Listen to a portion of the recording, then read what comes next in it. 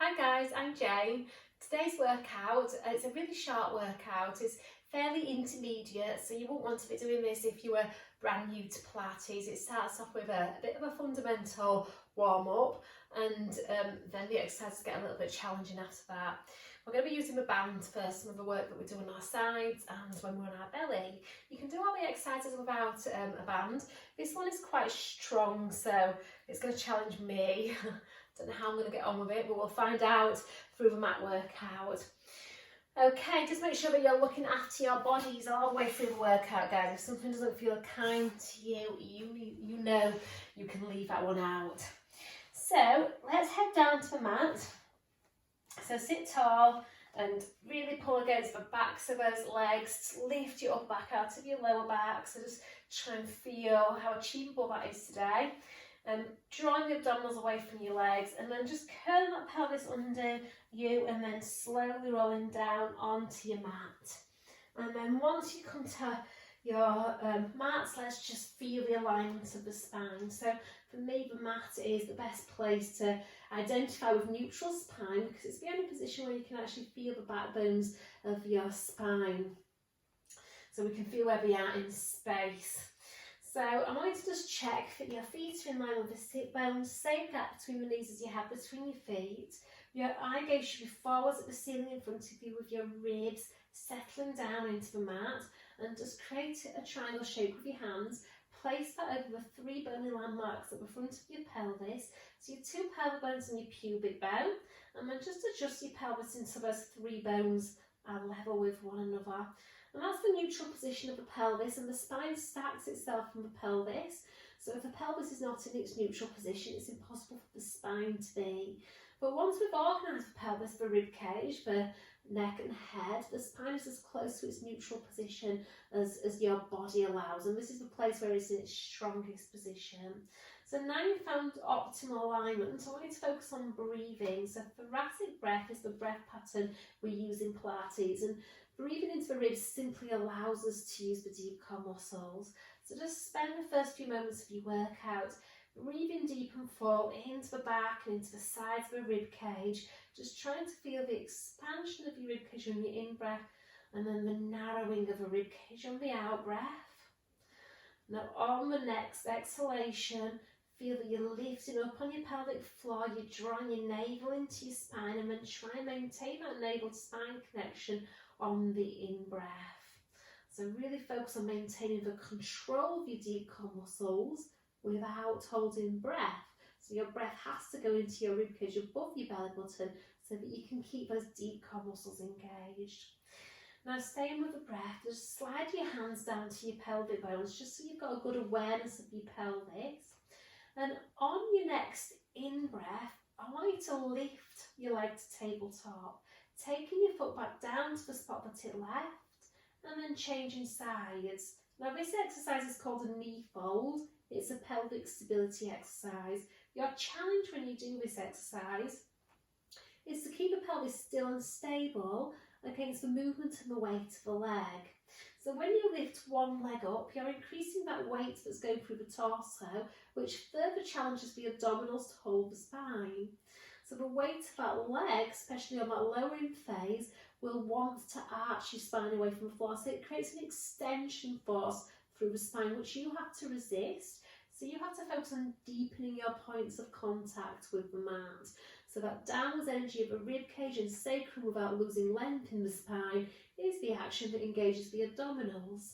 Now because one leg is lifted, it creates a rotational force through the pelvis. The weight of that leg is going to try and rotate your pelvis to that side. And if that happens, the opposite pelvic bone lifts up higher. So you have to anticipate that. You're trying to reach the opposite side downwards before you lift your leg, the opposite leg upwards. Okay, so the action of doing that engages the obliques, the side abdominals. So your hands are on your pelvis for feedback, checking that those two pelvic bones stay level with one another. So this is a great exercise for really strengthening your deep core stabilizers. And we're just going to do one more each side. Now, if you're not feeling anything in your centre, that just indicates that you've not found those deep core muscles yet. So you wouldn't really want to progress or layer anything on top of this if you haven't learnt how to hold yourself through the centre. So once you've found those muscles, I want you to lift both legs up and then lower both legs down. So I'm actually using my inhale to lift the legs up and my exhale to lower the legs down, but you can choose a breathing pattern that works for you. Now when you breathe out, you naturally draw that navel into your spine, which is the action that engages the abdominals. The abdominals support the spine. And the action of deepening the ribs into the mat also engages the abdominals. So I'm trying to do two things to facilitate engaging the abdominals. But I'm using my out breath on the lowering phase because for me that's the hardest part of the exercise. That's when the legs are trying to really pull that spine off the floor and I require a little bit more stability. Okay, so feel free to change that breath pattern if you want to. Now I'm trying to initiate the lift of the leg from the hips. So this is what it would look like if I'm initiating the lift from the knees. So that's just knee extension. Okay, I'm wanting to focus on hip flexion, so the knee angle doesn't change. So these are your fundamentals, but it's always really nice to review them before some of that harder work. Oh, it's a really big shake in my deep core here. Okay, so feet stay down, and we're going to work a little bit more globally now, but still focused on keeping that pelvis stable. So interlock your hands behind your head, so thumbs sitting at the base of your skull, relax the shoulders away from the ears. And then from here, just focusing on your breath. So just check that you're not allowing the weight of your arms to arch your ribs off the floor. So sinking the ribs down. And sometimes it can be nice to hover the hands a little off the floor here so the head feels a touch higher than the rib cage to encourage those ribs to sink downwards. Pelvis is in neutral. Now your next out breath, you're going to curl the upper body higher, rounding your upper spine forwards, using the in-breath to come back down to your little hover. Now focus on the ribs dropping down to lift the head and chest upwards. So that measure of space between the chin and the chest should remain the same. It should neither get greater or smaller when you do this. And so you want to feel that the head moves forward simply because it follows the spine as the abdominals round the spine forwards. Really sinking that navel downwards in the direction of the floor. And the higher you lift your head and chest, the more achievable it is for your lower belly to stabilise through that lower back. Now your range of motion here should be as big or as small as you can keep your pelvis still and stable. So we're still having to work hard in those spinal stabilisers to maintain the stability of the pelvis. Now as you curl up, I want you to lift the two legs up from the hip joints, and then as you lower down, focus on trying to keep the ribs on the mat. So as you lower, we don't want that to happen. So really holding yourself in the centre. So we'll do that 2 more times. So curling up, and again, feel that you're reaching the back of your head into your hands to remind the neck to relax. Okay, so really feel that you're initiating from the ribs, driving from your abdominals, and working hard on that stability on that lowering phase. Now next time you lift up, I'd like you to stay up, bringing the feet and the knees together. Reach the arms forward. See if you can keep the head and chest lifted from the upper abdominals. So making a point now with your longest fingers, I want you to reach to the outside of that right knee, coming over the centre of the knees and then to the other side. So it's a small rotation. Eyes follow the longest fingers, and as you rotate the rib cage a little to one side, keep the opposite hip really heavy on the mat. It's almost like you're trying to create a slight counter rotation in the pelvis to the rib cage, a little bit like wringing out a dishcloth in 2 directions instead of one. Now this is pretty much fundamental, and I said this was intermediate. So as we come back to the centre, we're going to reach the arms and the legs apart, and then add that rotation as you bend the legs in. So now the exercise has taken a whole new level, and you can choose to stay with that first option if you like. Okay, so as we reach the limbs apart, the further you go, the lower you go, the more challenge your abs will be to hold the spine. We're trying to stay lifted through the centre and then lift a bit higher on that rotation. Okay, this one is my last one. Okay, coming back through the centre and then just hugging those knees in. And just give that lower back a little release. Hopefully you don't need a release and you're simply doing it because it's just something nice to do. If you do need a release because you start to get tightness in your back, it could indicate that you are letting go of those abs and you're holding yourself with your back muscles, which is not ideal. Okay, so you're going to come onto your side and you're going to pop the band over your feet and just above the ankles. Okay, now this is a pretty heavy band, it's moderate to heavy. Okay, so this is going to be a tough exercise. Okay, but if I was you, I would definitely start off with a kinder band. So it's nice and loose to begin with. Just check that when you look down, you can see the tips of your toes, your pelvis and your chest is square to the wall in front of you, and just find that lift through the waist, through the rib cage. So we want to be in that neutral position. Now, if you need a little help with your balance, you can bring your fingertips down in front of your belly button as long as that shoulder doesn't round forwards. Or you can bring your feet a little bit forwards on that diagonal, but where you can, you're trying to keep them directly underneath your hips. So you want to think about what your best standing posture would look like, and just feel that you're trying to find that place, but you're laying on your side. Now, bottom leg pushes down, and on your exhale, you're going to lift your top leg up to stretch that band, and then the lower back down. And again, I'm keeping my fingertips down to begin with, just so I can feel the control of my balance. And then if I feel I've got it, just allow the arm to rest at the side of the body. It's a challenging balance when you're laying on your side. So all those muscles closest to the floor have to work hard to keep you nice and stable. And I want you to feel the lift of your leg is coming from your glutes here. Okay, so you're not thinking of lifting from your foot because that could bring pressure in the knee. We want to really get into those side glutes and outer thigh muscles. That bottom side is working because it has to resist the force of that band. Now, next time when you lift up, you're going to stay up, so always pushing into that band, and then bottom leg lifts up to top leg, bottom leg goes down. Now, the lowering phase of that bottom leg is going to really challenge those glutes, the side glutes closest to the ceiling, to keep that leg lifted, because that band is going to stretch more on the lowering phase of that bottom leg, and it's going to try and pull that top leg down. So that takes strong side glute muscles. Okay, the lift of that bottom leg should come from the upper inner thigh here. Now lift up and stay up, the band is loose. See if you can keep the two legs off the floor, open legs until you just about catch the tension, and then we're going to scissor the legs. Now as you scissor backwards and forwards, I want you to keep that outward pressure through both legs here.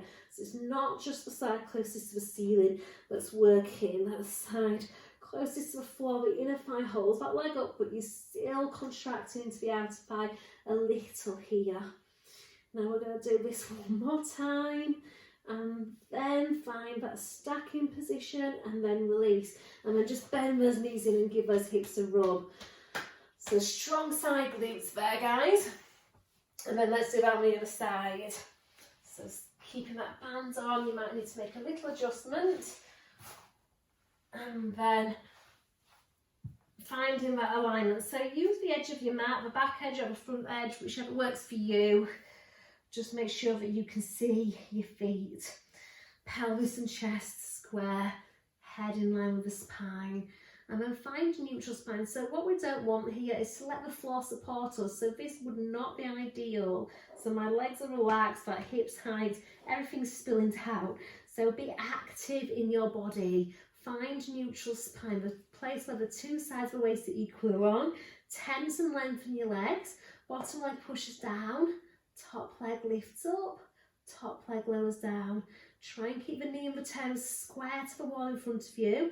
So we're working into the side hip muscles and glutes. Okay, if you rotate out or in, it's not wrong. I just don't want you to do it, that's all. So that will be, the emphasis would change, or the muscle emphasis would change if we've got a rotation of the hip.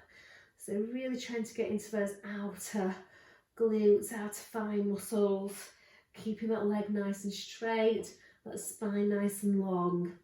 Now keep that leg lifted, and then bottom leg meets the top leg, bottom leg goes down. Top leg is the hardest working leg here. So gravity is always trying to sink that top leg downwards. So those glutes have to be strong to keep that leg lifted, but also the force of that band is going to try and pull that leg down as well.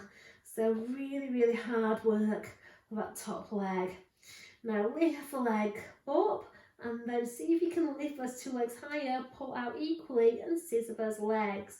Okay, so feel that as the leg goes behind you, you're contracting your glutes. The leg goes forward, really getting into those hip flexors. All the time, making sure that band isn't going baggy. So you're pulling out on that band all the time, really giving those hip muscles a workout through the front, the back, and the sides of the hips. And then stack the legs and then release, and then bend those knees and give those hips a rub. Now we're going to transition into swimming, so we'll keep the band where it is, and I want you to flip onto your belly. I might not have enough room for this exercise, guys, because you want to have enough space to reach your arms overhead. Okay, so if you can't see my feet, well, you might be able to see my feet, but if you can't see my feet, my legs are straight, and I'm aiming for my feet to be just a bit wider than hip distance apart. Okay, so in this position, arms are straight overhead. I'm slightly reaching out on a diagonal with my arms, so I'm in like a wide V. My arms are in a bit of a wide V overhead, so as wide as that mat. Legs are long here, so feel that you're pushing your thigh bones out of your hip sockets. Pelvis should be level on the mat, slight pubic bone to belly button. Now you're going to hover your head, and then I want you to reach your shoulders downwards away from the ears and feel how that action drags the hands in towards you, and use that to lift the spine up a little. Now as you lift the spine up, the hands should drag in if you're keeping your arms connected to your back. So you really should feel those lat muscles, the side back muscles, the muscles underneath your armpits that go into your pelvis. Now we want to keep that pubic bone to belly button connection. Okay, so your weight should be on your pubic bone and your lower belly should be nice and light on the mat, and there should be no sensation of sinking into that lower back. I want you to lift one arm up, lower that arm down, and then change sides. So alternating the lift of your arm. Now as one arm goes down, I want you to feel that you're pushing into that supporting arm. You're pushing the little finger side of that hand down into the floor, and you're pulling that armpit down into your waist. So you're using that to hold that back extension, to facilitate that back extension. So keeping that upper spine nice and lifted, arms nice and straight. Now it's also a challenge to keep the pelvis stable, so there's no shift from one side of the pelvis to the other, and the two sides of the ribs staying equally long. I'm going to do this one more time each side by lifting the arm up, really activating those upper back extensors, and then coming back down, stacking your hands, and just let your forehead rest on the back of the hands. And we're going to do swimming legs, or a modification of it. So pubic bone draws up to your belly button, legs push back, and you're going to lift one leg up into the band, lower down, and then change sides. Okay, so that band just gives my hip extensors something to work with. So as that leg goes upwards, focus on reaching the thigh bone out of the hip socket and keeping that leg as straight as you can. Checking that when the leg goes up, the lower back doesn't sink down. So still reinforcing that pubic bone to belly button. As one leg lifts, you want to feel the two sides of the pelvis are equally weighted. So again, minimising rotation. And if you can keep the leg straight and the spine stable, we get more glute recruitment. So we really fire those bum muscles, the hamstrings. And that band, again, gives those muscles, those same muscles, something to work with. So those muscles are having to work much harder. So it's a way of taking up this exercise up a level. Okay, now we're going to combine the two. So arms reach overhead, lift the head, pull your armpits into your waist. Feel like you're scrunching that mat up. You can see how my mat is folding a little bit. Trying to find that lift up through the chest, that length through the abdominals. I'm pushing outwards into my band, so that also helps me engage my outer hip muscles. Right arm, left leg. Okay, now as you reach the opposite sides, I want you to push down into the supporting sides and see if that gives you a little bit more lift up through the body. So if I push my little finger into the floor and the opposite side of the hip into the floor, does that allow you to lift the lifted limbs higher? It's a really challenging exercise. The challenging bit is to keep that stability through the lower back so you're not sinking and collapsing into that lower back. Now, if you're really good at this, as you lower one side down, lift the other side up. Okay, so keep reaching those legs really long. Focus on that thoracic breathing so you're not holding your breath here. Nice straight legs. We're going up and down with them. No rocking through the ribs. And then reach and then release. Okay, hands under the shoulders and then push back onto your heels. And again, have a nice child's pose. And then from here, I'm just going to take that band off the feet. And then last exercise, we're going to come into quadruped. So that's hands under the shoulders, knees underneath the hips, and just find that good stability through the shoulders. So you want to feel that you're lifting your rib cage up onto the shoulder blades, sending your shoulders down away from the ears, which sends the armpits into the waist. And try and feel how by reaching the armpits into your waist, it connects into your side abdominals, and those side abdominals connect into your pelvis. So really feel that upper body or upper torso, lower torso integration. Tuck your 10 toes under, hover the knees. See if you can keep that connection, that upper torso, lower torso integration. Keep that width through the shoulder blades. Step one leg back and then the other. Okay, in this position, I just want you to mobilise the ankles. So reach your heels back, point your toes. Imagine that you've got a tray of drinks balancing on your back, and you don't want to spill those drinks. So ideally, shoulders and hips stay roughly level with one another here. And really motivating this from the ankle movement. So dorsiflexion, plantar flexion, reaching heels back, that's your dorsiflexion, and then lifting heels up into plantar flexion. So keep that space between the shoulder blades, shoulders lengthening away from the ears. Okay, if you can, come to that centre, point one foot on that supporting foot, dorsiflex, plantar flex, change sides, point, dorsiflex, plantar flex, change sides. Keeping that nice level pelvis. Think about that swimming leg action on that lifted side, lifting from the crease of the glute. One more each side, and then knees down, and then release. And then just open up through the chest, reaching your arms back. I seem to finish a lot of my workouts off like this, stretching the chest. I generally, in a good Pilates workout, we do front, back and sides. I tend to finish off doing something that recruits the chest, so it's nice to stretch it. Okay, so like I said, a lot of that work was going into the intermediate bracket, guys. So it's nice to practice. If you are fundamental level, beginner level, you should always be working towards the intermediate level, trying to work towards the advanced level. Okay, so hopefully that's going to be useful for you to practice. Okay, thank you guys. Bye.